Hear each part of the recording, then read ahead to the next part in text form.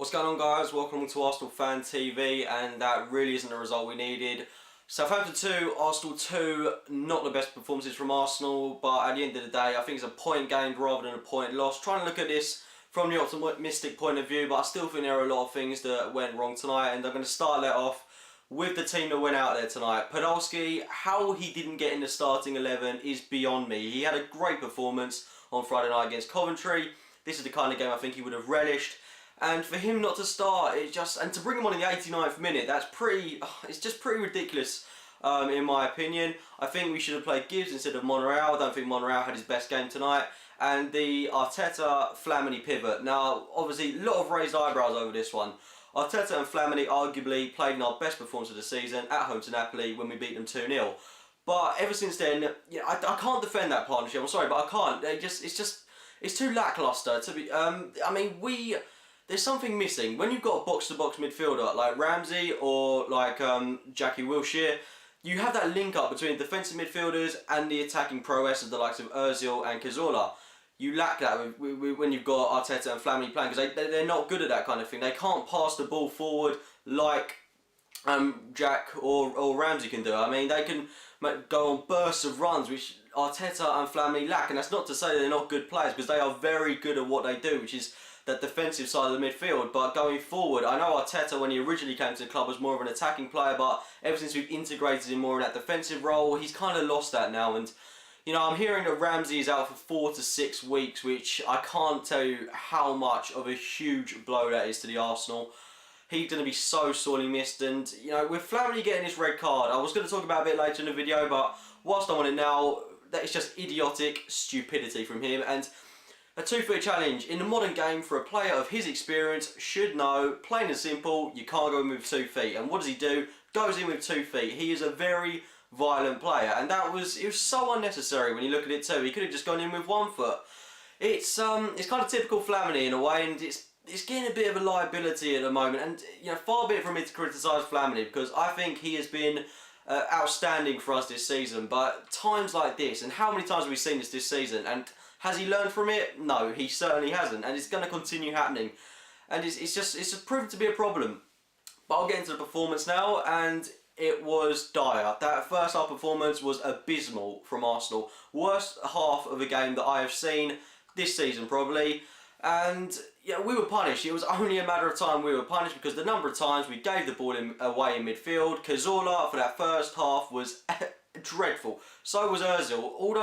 Everyone in that first half, to be honest, was awful, apart from probably Wojciech Szczesny and Laurent Koscielny, because the number of times they mucked us out. Actually, I didn't really have many problems with the defence, but there onwards, it was just, I don't know what went wrong. Something didn't click, and I can't really make out what it was, but I just haven't seen us play. It's weird. We don't normally play like that.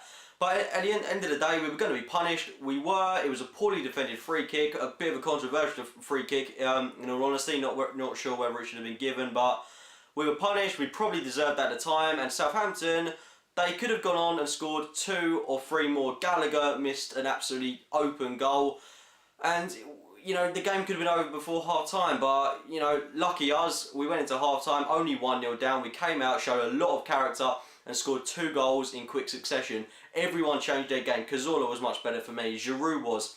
Ozil had one of the best second halves I've seen of a player. Absolute world class. And I won't take back that I criticised him a lot in the first half, because frankly he wasn't getting involved enough. But he absolutely transformed himself at half time. I don't know what Wenger said, but the whole team transformed. We played so much better, scored 2 goals. And then in a matter of seconds we went and conceded, and it was 2-2. And then it was kind of both teams chasing the game.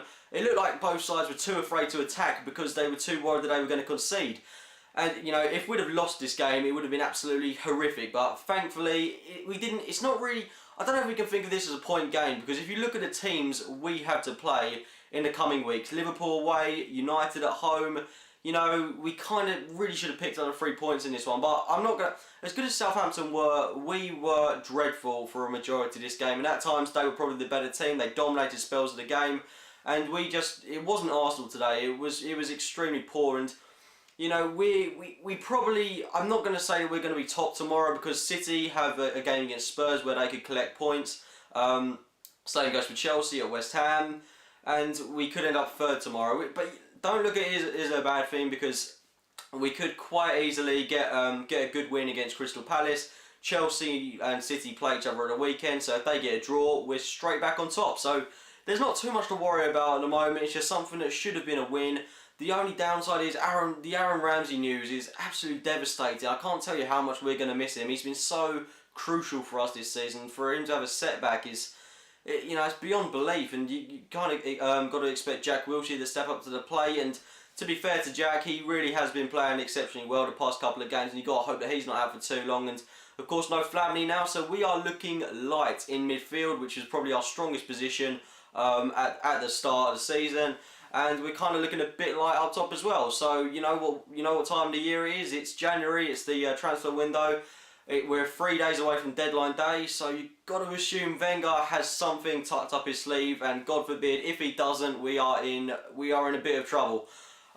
We kind of get, you know, I'm still really disappointed, but I'm probably looking at it from a defeatist attitude. Probably don't take on board my attitude to the game, because I am just probably not a good representation of how you should approach games like this. But looking at it from an optimistic point of view, we've got a point.